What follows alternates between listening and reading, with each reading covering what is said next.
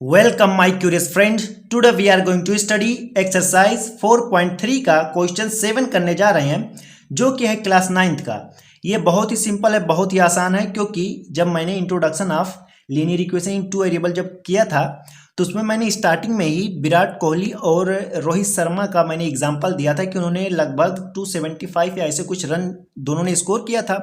तो एक का हमने लेट कर लिया था एक्स और एक का मैंने लेट कर लिया था वाई रन्स इन्होंने मारे होंगे। तो वही सेम चीज यहाँ पे है, बस दूसरा नाम है और दूसरा कुछ काम है।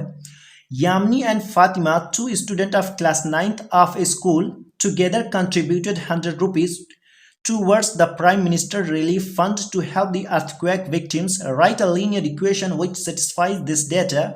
You may take their contribution as x and y. Draw the graph of the same. यहाँ पे क्या कह रहा है कि यामिनी एंड फातिमा दो बच्चियां हैं, दो गर्ल्स हैं, ये क्लास 9th के स्टूडेंट हैं, वो भी बड़े आराम से। और इन दोनों ने मिलकर जो कंट्रीब्यूट किया है 100 रुपये बटोर के क्या किया है, प्राइम मिनिस्टर के रिलीफ फंड में दिया है, क्योंकि अर्थक्वेक कहीं पे आ गया था तो सबको पूरे देश से कहा गया था कि कुछ मदद कीजिए। तो मदद के लिए इन लोगों ने 100 रुपये बटोर करके, ठीक है, इकट्ठा करके अपना काम किया। तो right a linear equation which satisfy this data. तो यहाँ पे हमें लेट करना होगा, ठीक है। अब कैसे आंसर सॉल्व होगा, इतना तो समझ गए ना कि यामिनी एंड फातिमा दो गर्ल्स हैं, क्लास 9th के स्टूडेंट हैं। इन दोनों ने कहा किसके लिए रुपए इकट्ठा किए, अर्थक्वेक विक्टिम्स के लिए। इन्होंने 100 रुपये बटोर लिए हैं, इकट्ठा कर लिए हैं। इसी को मद्देनजर, इसी को देखते हुए हमको लीनियर इक्वेशन बनाना है। तो सबसे पहले हम करेंगे लेट क्या, हम यहाँ पे कहेंगे लेट यामिनी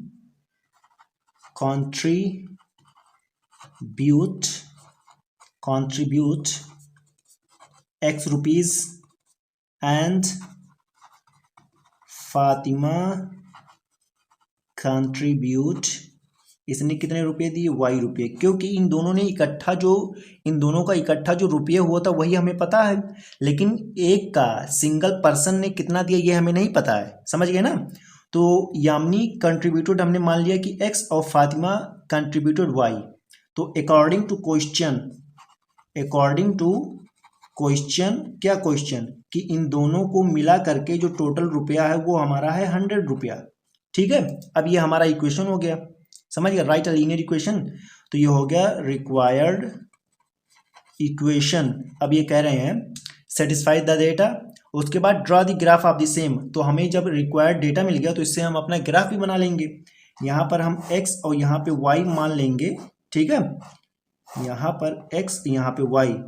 तो अगर x की वैल्यू हम 0 रखें, बताओ, तो y की वैल्यू 100 आएगी, और जब y की वैल्यू 0 रखें तो x की वैल्यू 100 आएगी। तो मैंने आपको बताया था कि जब कभी भी x की वैल्यू 0 रखने पर y की वैल्यू कुछ आए और जस्ट तुरंत ही y की वैल्यू 0 रखने पर x की वैल्यू कुछ आए, तो हम इसके बाद कुछ नहीं करेंगे, अपना इसके बाद क्या जो होता है ग्राफ उसको प्लॉट कर देंगे। समझ गए ना। तो यहाँ पे 0, यहाँ पर 100, यहाँ पे 100, यहाँ पे 0, इस तरह से आ गया। अब चलते हैं अपने आगे पर ग्राफ पर। यहाँ पे हमारा ग्राफ है, तो सबसे पहले अगर मैं 1 2 3 करता कि 1 2 3 4 5, तो क्या इस ग्राफ में पॉसिबल था, नहीं था ना। तो इसलिए हमने स्केल ले लिया 1 यूनिट। 1 यूनिट क्या होता है, यहाँ से लेकर यहाँ तक की जो डिस्टेंस होती है 1 यूनिट होती है। तो 1 यूनिट को मैंने 20 रुपीज़ मान लिया है, ठीक है। 20 रुपीज़ 40 60 80 100, क्लियर है, समझ गए। 20 40 60 80 100, क्योंकि अगर 1 1 लेते तो बहुत ज़्यादा बड़ा हो जाता, इसलिए स्केल लिया जाता है कि आपने लेट कर लिया कि 1 unit is equal to 20 rupees हमने मान लिया है।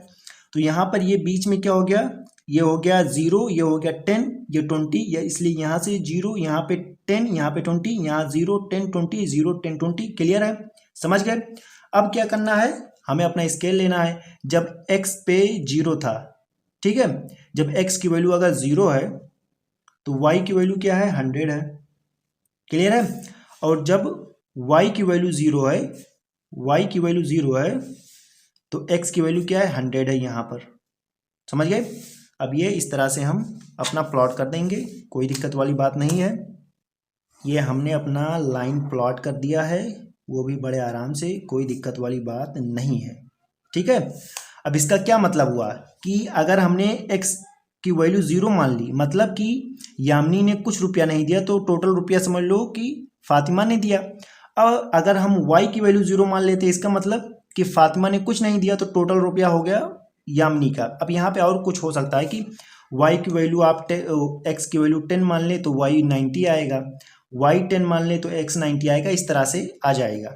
तो हमें उससे कुछ फालतू गिरी से मतलब नहीं है, हमने अपना रिक्वायर्ड इक्वेशन किया और जब इक्वेशन आ गया तो ग्राफ बनाने में बहुत ही सिंपल होता है। ये हो गया हमारा आंसर। ठीक है, समझ गए?